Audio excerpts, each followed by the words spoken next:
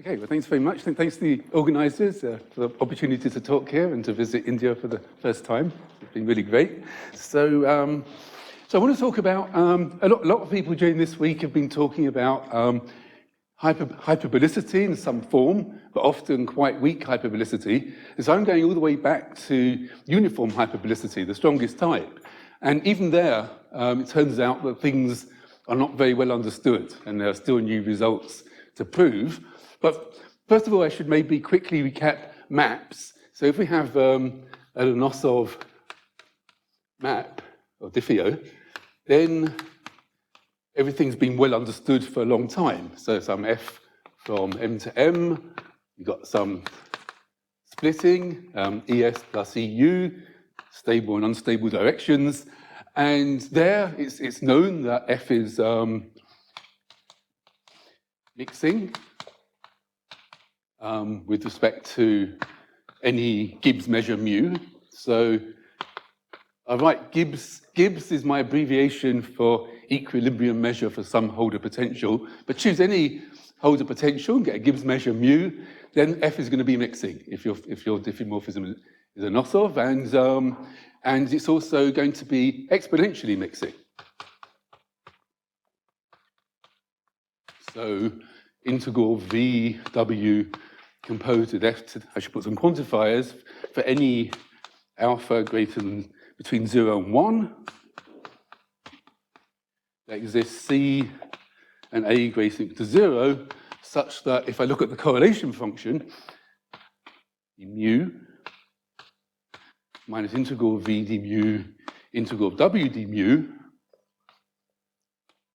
this is going to be less than a constant times e to the minus an times the Holder norm of V times the Holder norm of W for all V, W Holder and t greater than 0, n greater than 1.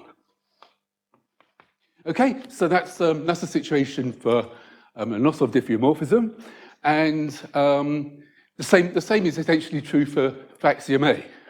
So similarly,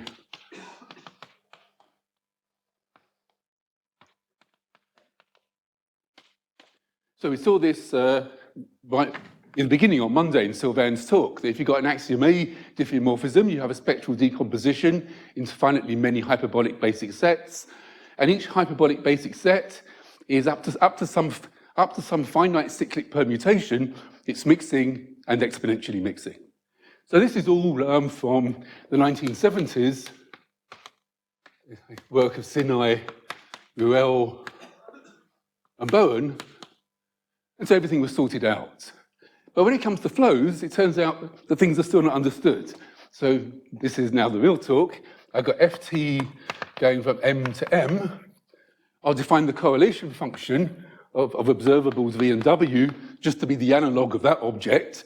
So it's the integral of V W composed of ft d mu for some nice measure mu minus integral of V d mu integral W d mu. And if it's mixing, this means that this will go to 0 as t goes to infinity for all L2 observables V and W, but we want to know, does it go down exponentially?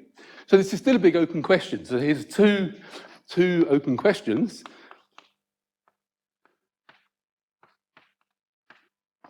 One is if we take ft Anosov, does mixing imply exponential mixing?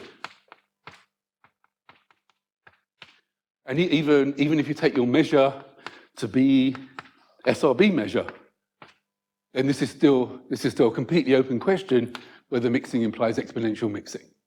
And maybe we could ask a slightly different question. Again, F2 Anosov is it typically exponentially mixing?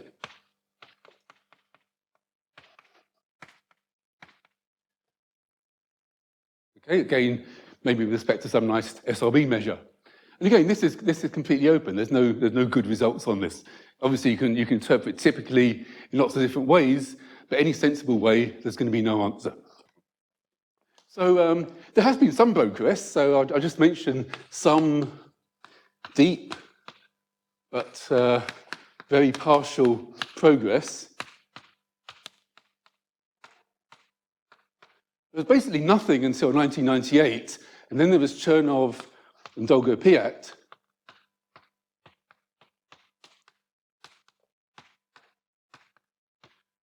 And then you can talk about stable manifolds for WS and WU.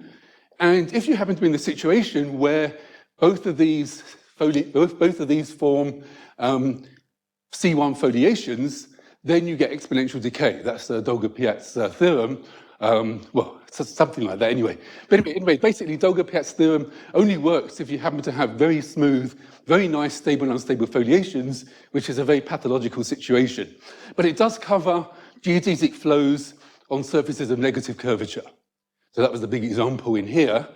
And then there was Liverani in 2004, and he showed that if you've got a contact Anosov flow, then you have exponential decay of correlations. And this includes geodesic flows on manifolds of general dimension of negative curvature. So compact manifolds negatively curved by Liverani, that has exponential decay. But again, unfortunately, even with these examples, if you perturb them within the class of Anosov flows, then you don't know anything about the things that are nearby. So it's still a very small set.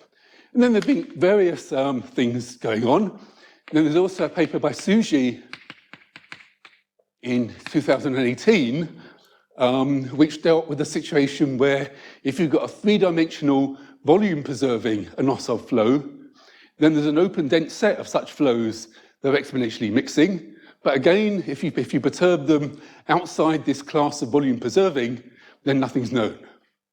And the only examples I know of where you actually have robust exponential mixing is due to Oliver Butterley and Kadeen War, who's here. So that's, I think, to appear still. And here they showed, for example, that if you took a four-dimensional volume-preserving Anosov flow, then that's typically exponentially mixing, and moreover, it persists under perturbations. So these are the only examples where we actually have robust examples. But we don't have dense examples or anything like that, so definitely nowhere near exponential, nowhere near typical. So maybe it's true, but there doesn't seem to be any machinery for resolving these questions at the moment. So what we could do is relax exponential mixing to what's called rapid mixing. And rapid mixing is an abbreviation for superpolynomial decay of correlations.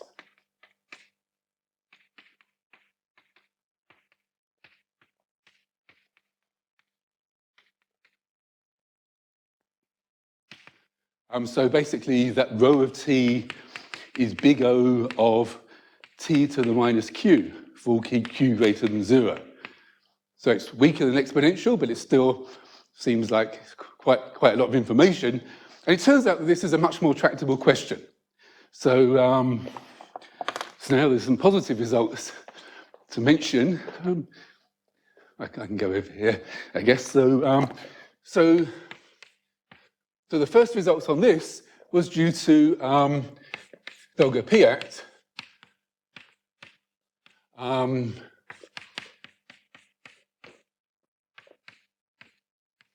Actually, I have to say, as editor of Ergodic Theory of Dynamical Systems, I'm very happy with all the free advertising. So thanks very much.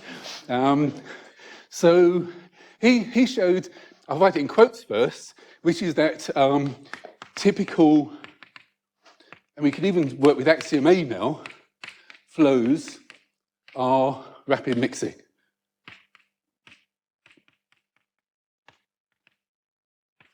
Okay, so that's a paraphrase of what the theorem says. More precisely, it says that if you have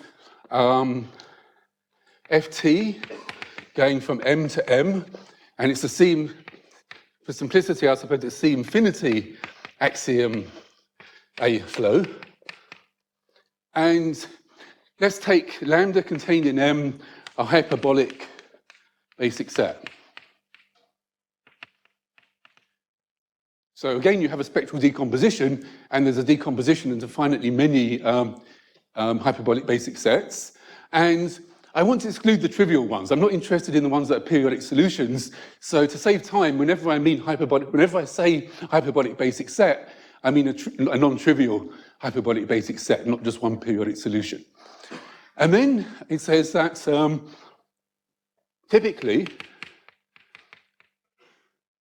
for every Gibbs measure mu, for any alpha greater than, no, don't want alpha greater than 0, for any q greater than 0, there exists a constant greater than 0, and a greater than 0, and no a anymore, it's just a constant greater than 0, such that for all v and w c infinity, okay, I'm still getting things in the wrong order. For any Gibbs measure mu, for any v and w c infinity, there exists, and for any q greater than 0, there exists a c greater than 0, such that rho of t is less than a constant t to the minus q. In case it says if you work in the C infinity category and work with C infinity observables, then you're going to get that the correlation function goes down at any required polynomial rate. And typically, to give you an example of typically, it suffices that there exists two periods, tau 1 and tau 2, that are Diophantine related, such that tau 1 over tau 2 is Diophantine. So this is just an assumption on the hyperbolic basic set that contains two periodic solutions that satisfies this. Provided that's true, then you can work with any observables, any Gibbs measure, and you get the correlation decay. So that's the theorem, so that gives you something typical, and I haven't stated it in its greatest generality. What you don't really need that the observables are C infinity, but you do need that the observables are sufficiently smooth. And that sufficient smoothness, there's no nice formula for how much smoothness you need. There's some explicit formula, but it's not very nice. Okay, so for simplicity, let's just make it C infinity. So there's two things not so, well, there's three things not so great about this theorem. One is that it's only super polynomial, but we've kind of said that's something we have to live with. It's still not robust because being Diophantine is not an open condition. And also, you need this excessive smoothness on the observables. So the robustness was dealt with in 2007. So there's a paper by Mike Field, myself, and Andrew Torok. How is that lambda related to the... Sorry? That lambda. Yeah. How is it related to the rest? How is lambda related to... Yeah. How is lambda related to what? Things will depend on lambda, right? Well, yeah, everything will depend on lambda. You need that these two periods correspond to periodic solutions in lambda, and then this constant here will depend on the observables, on the Gibbs measure you choose. It will depend, the constants would depend on everything. It would depend on everything that was above this line. Okay.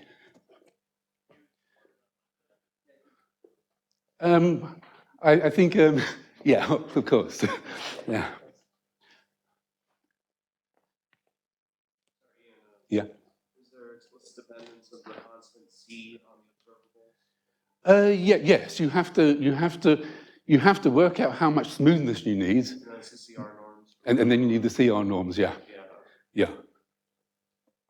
And of course it'll depend on it'll depend on lots of things, because it's the usual thing where you go to some cross-section, which is a subshift of finite type, and you quotient out the stable leaves, and you prove quasi-compactness, and you have a quasi-compactness constant there. So it depends on lots of things. So this is a completely non-explicit constant. So with this one, I'll just paraphrase it, but not write out the details. It just says that an open dense set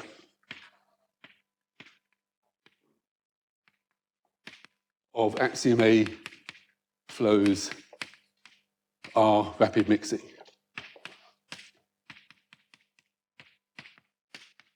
So I'm still here, good. So the precise statement is exactly the same, except the word typically here becomes open dense.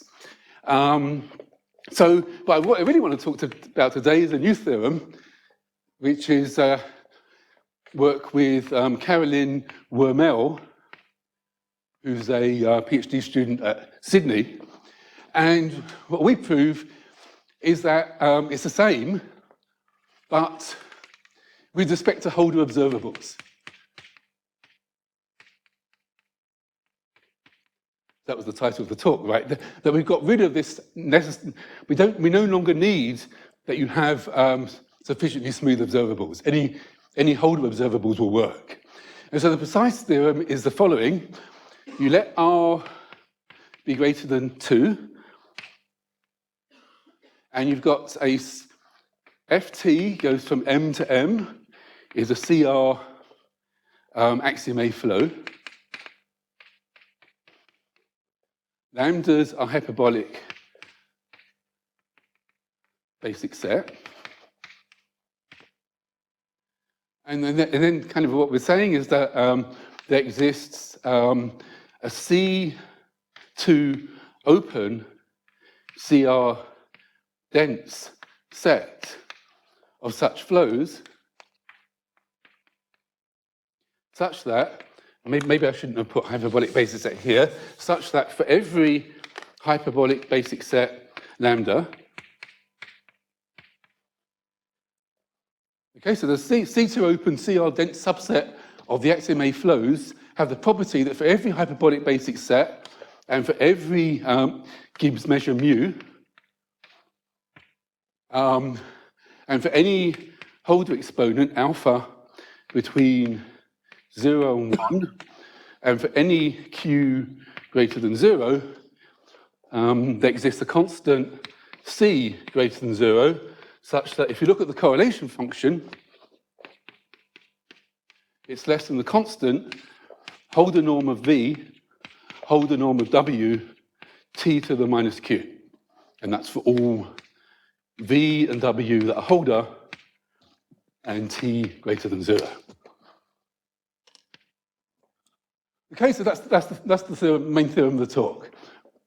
Okay, once you restrict to the C2 open, CR dense, so this is open and dense in the right sense, you want a low number here and a high number there, then no matter what hyperbolic basic set you look at, non-trivial hyperbolic basic set, no matter what Gibbs measure you choose, and then you get this super polynomial decay rate for all Holder observables.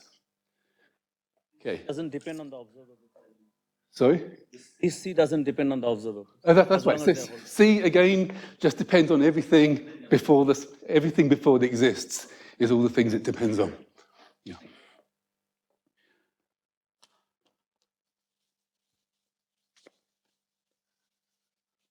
Okay, so that's the main theorem. Here are some consequences.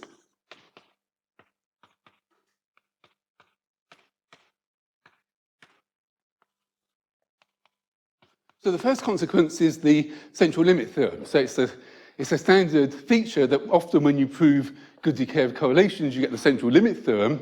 Now for the central limit theorem actually holds for all axiom A flows. And Holder observables, and that's an old result due to Ratner. This is Ratner in 1973. And what this means is that you look at the integral from 0 to t of v along the flow, 1 over square root of t, and this converges in distribution to some normal distribution. So this is nothing to do with, this is not a consequence, this is already known. Actually, it's interesting to make an observation here, which is when you do decay of correlations for flows, you're really in the partially hyperbolic setting, because I've raised the correlation function, but let's put it back here. rho of t equals integral of VW composed with f sub t d mu minus integral of V integral W. That was the correlation function. This is in time, but obviously if you take the time one map, and if you prove mixing, rates of mixing for the flow, you're also proving rates of mixing for the time one map. And the time one map is genuinely partially hyperbolic. So rates of mixing is a partial hyperbolicity problem, but here, this is just a uniform hyperbolicity problem because when you go along the orbit, you're integrating out the flow direction. So this is genuinely a uniformly hyperbolic theorem. But if we go to the time one map,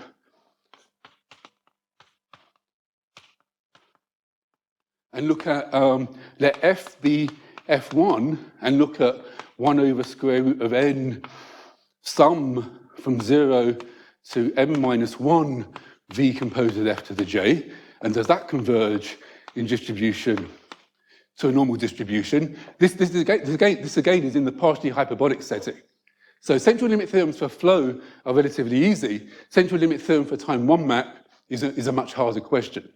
But so what I proved in Andrew Torok in 2002 is that this holds for rapidly mixing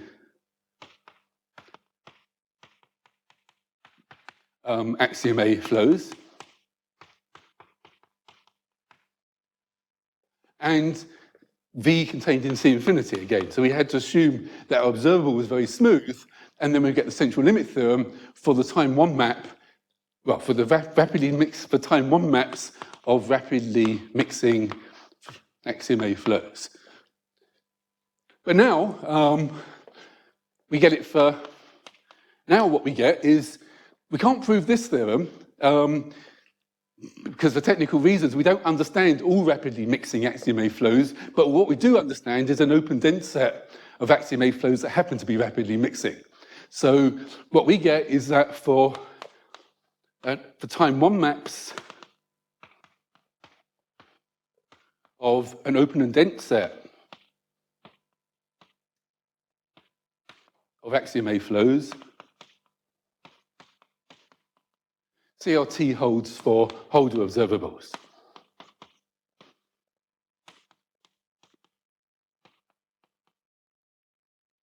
Okay, so that's the first consequence. And by the way, I should emphasize that this is not a consequence of the theorem, this is a consequence of the proof of the theorem. So it's consequences of the theorem stroke the proof of the theorem. So that's the first consequence. Second consequence is... Sorry, what method?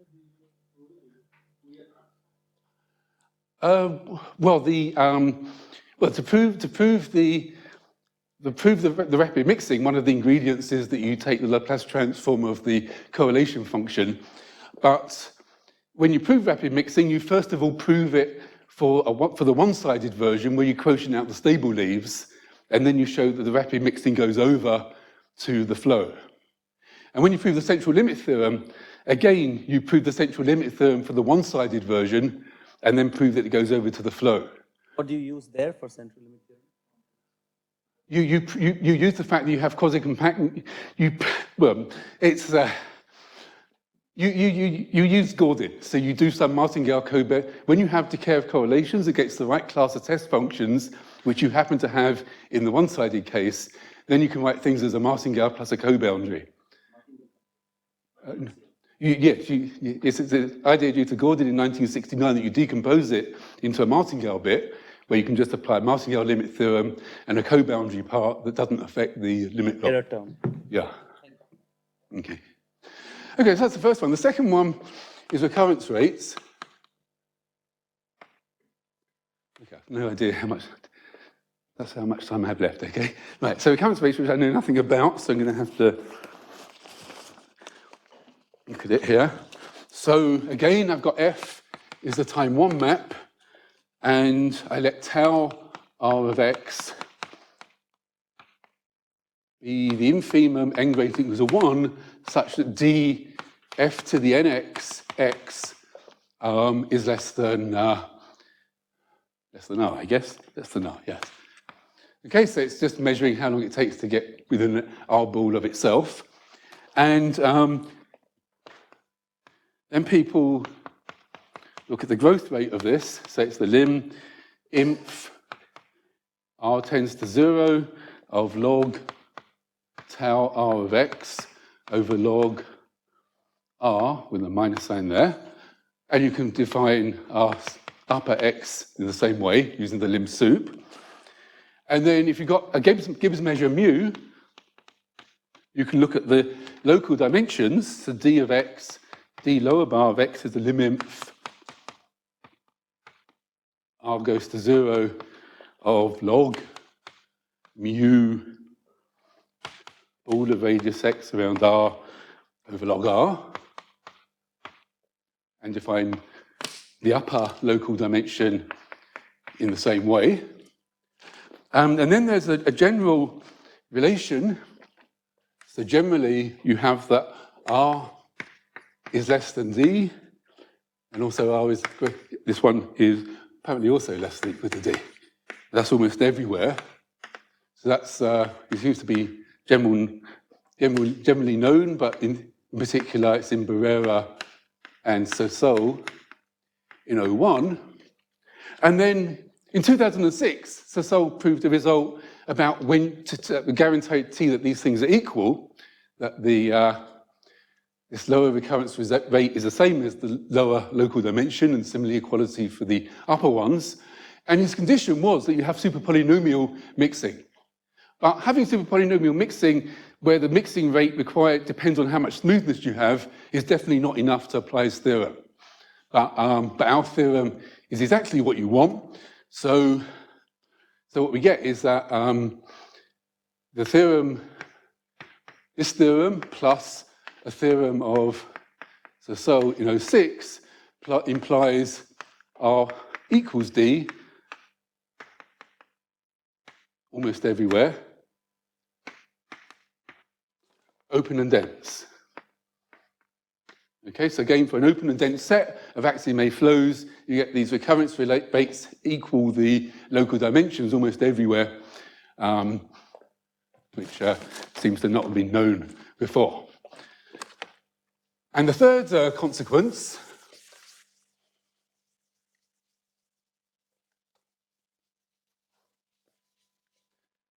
is counting periodic orbits, counting periods. So this is like Margulis's theorem that was in Kadim's talk earlier this week.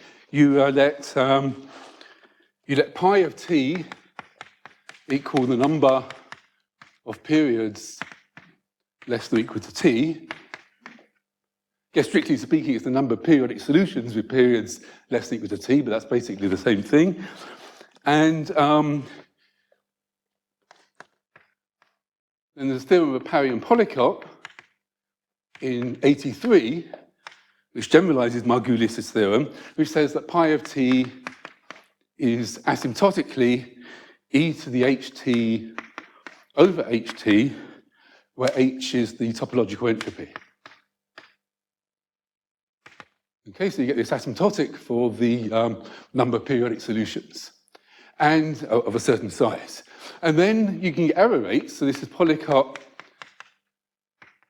and Sharp in 99. And they show that if you have rapid mixing,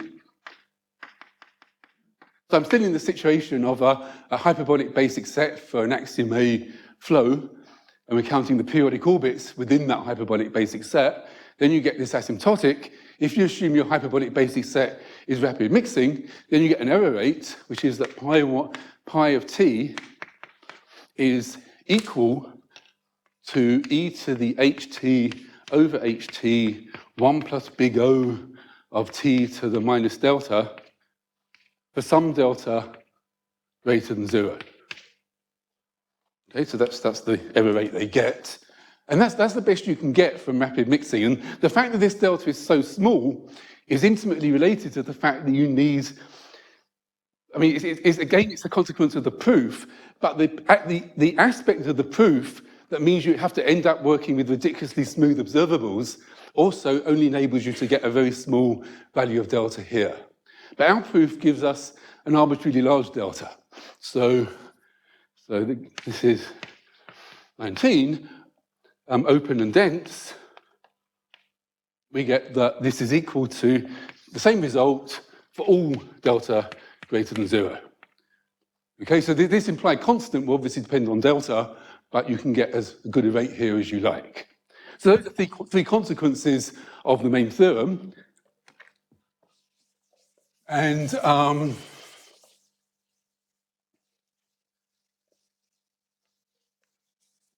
also want to mention some generalizations.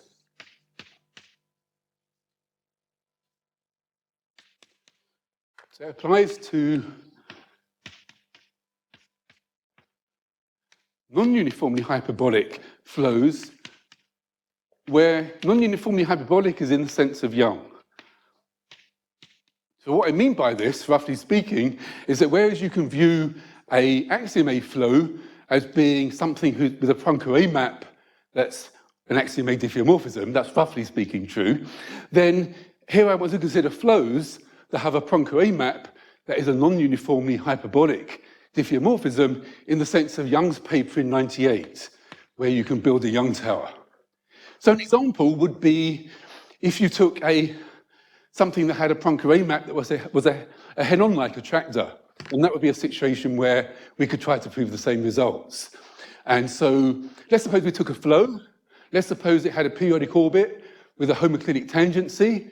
Then you could go to the Poincare map. In the cross-section, you have a fixed point with a homoclinic tangency. You could apply methods from Benedict's and Carlson and Mora and Viana and Benedict's and Young and build a Young tower.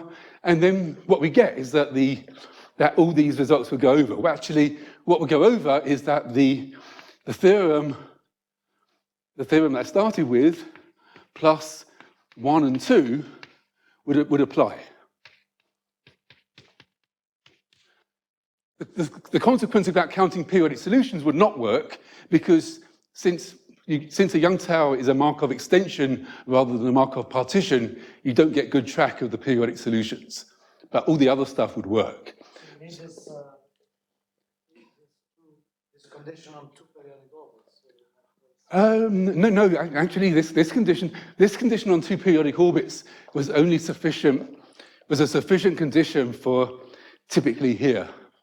But it's not sufficient for our result. I'm actually going to get to this in a while. So if you have the cross-section, then what assumption do you have on the... I would need that the condition that we have that guarantees that you get an open, the condition that I haven't written down yet, that guarantees that you get an open and dense set of things that work, I would need that condition to work. But it would still be an open and dense condition. So the condition is open and dense. You then have to intersect that with the set you get from your parameter exclusion, and that would give you a typical thing. And for that set, you'd have the central limit, you'd have the rapid mixing and central limit theorem beholder observables, and you'd have the recurrence rates working. So this applies, e.g., almost all suspended Henon attractors. And also Lorentz in the Henon regime modulo your result. So in a finite amount of time, right? So Lorentz in the Henon regime after Luzzatto, Viana, and War. Okay, so this is going to be done in a finite amount of time, and then instantaneously this will apply. Okay. Yes. Yeah.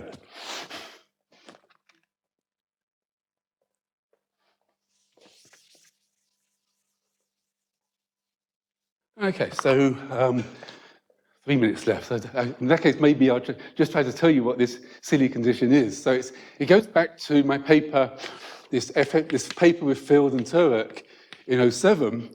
And what we kind of said is that you take, you write the flow as a suspension, so the usual thing from Bowen, where you get some F that's defined on you get some kind of Poincare map that's a subshift of finite type, which I'll call F, and you've got some roof function phi over it, which is holder, and you take a X contained in X, which is a fixed point, so fx is equal to x.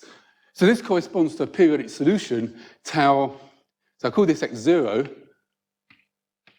and the corresponding period is just the height of the roof function over that point. So that's going to be phi of x0. And then what you can show is that it exists a sequence xn contained in x with f to the n of xn equals xn, and the corresponding periods are just going to be phi n of xn, where this is just the Birkhoff sum from 0 up to n minus 1. That's going to be, again, the corresponding period you get from a period endpoint. And what you can do is, I'm going to make a simplifying assumption for ease of exposition is going to be that df at x0 has real eigenvalues. We have a corresponding thing in the general case, but it's a lot messier. Then what you can show is then there exists some kappa greater than 0, gamma contained in, actually, kappa is just a real number. Gamma is in 0, 1, it's just the least, it's just kind of the weakest eigenvalue. And E in R, such that tau n is equal to n times tau 0 plus kappa plus E gamma to the n plus little o of gamma to the n. So it's kind of saying that you can construct a sequence of periodic orbits with periods that kind of have some kind of geometric rate modulo some linear term and some constant term. And this is only really interesting if E is non-zero. So we make a definition that good asymptotics is if E is non-zero. If E is non-zero, this is a useful thing to have. And what we proved in our paper, so this is the theorem of FMT 07, is that A, good asymptotics is open and dense.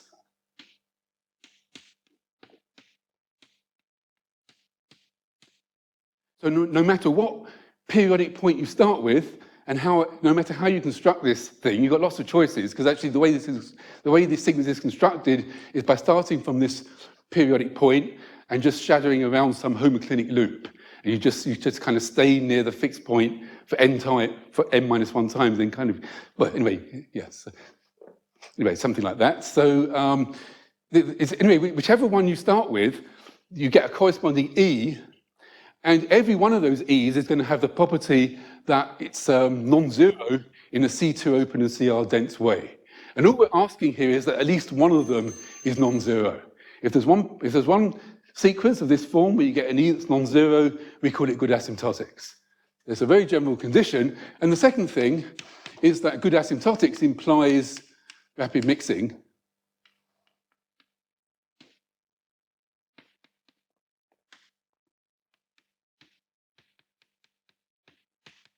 So what does this ring mean? It means I'm supposed to stop now or in a minute or what? In 5 minutes. Okay, so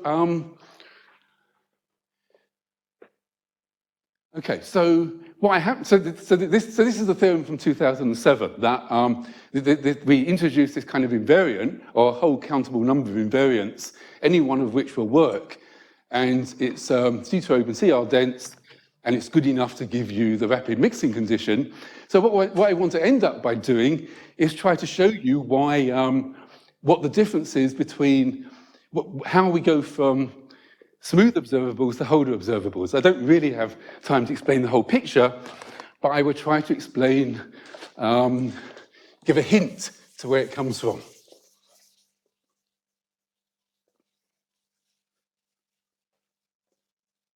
So Bowen looked at the mixing problem back in 1973.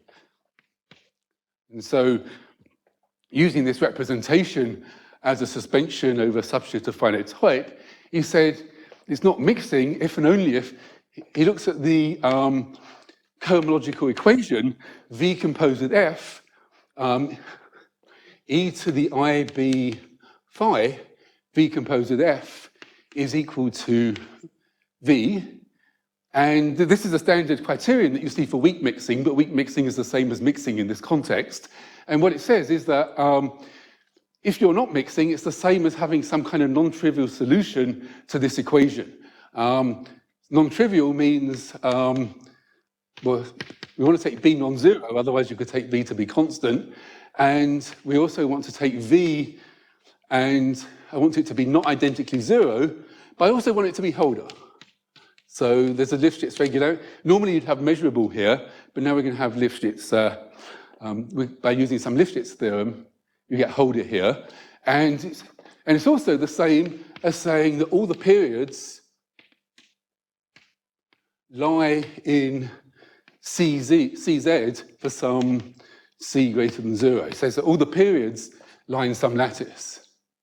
And then you can easily see that having a pair of periodic orbits with an irrational ratio is going to give you that it is mixing because it violates this condition about all the periods lying in a lattice. Now, what Dolgopyat showed,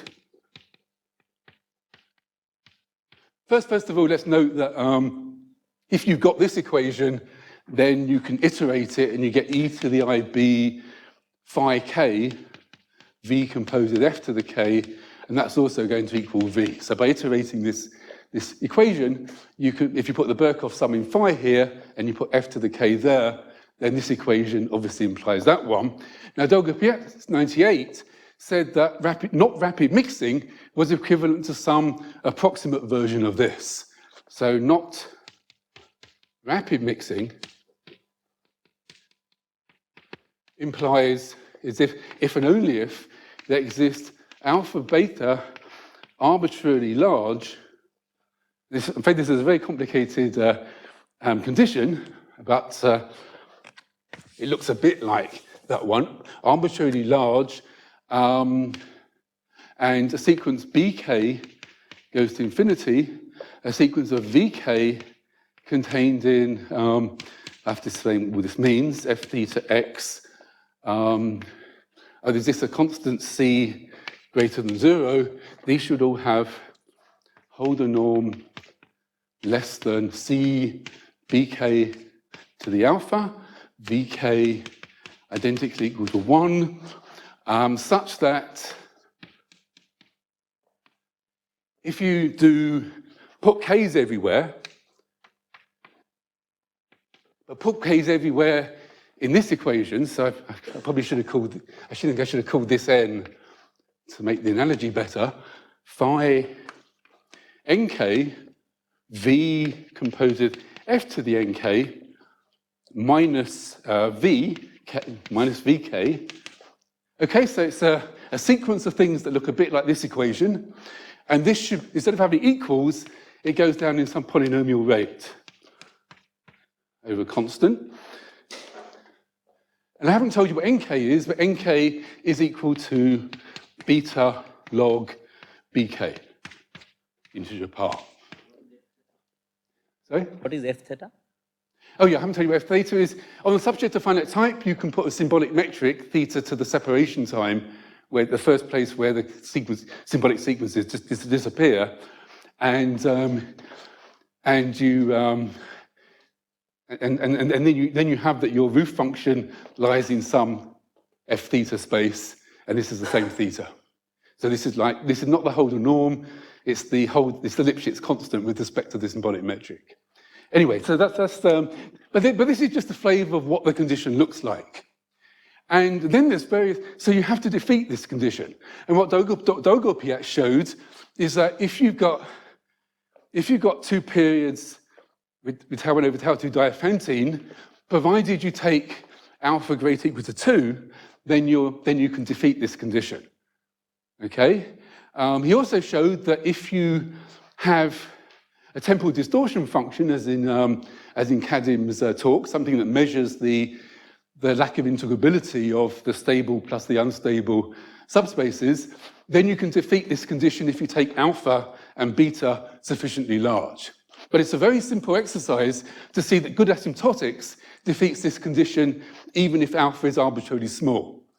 And that's the thing, because it turns out that when you go from this alpha to the alpha, which is the number of derivatives you need, the alpha goes up finitely many times. And it goes up quite a lot. If you start off with alpha equals 2, the final alpha you end up with is really, really big. You need lots of derivatives. But what you can check, and what we did check, is that if you start off with alpha arbitrarily small, it stays arbitrarily small even after the finitely many steps. And so that's the new wrinkle, and that's what gives us the new result. Okay, so I better stop there. So thanks a lot.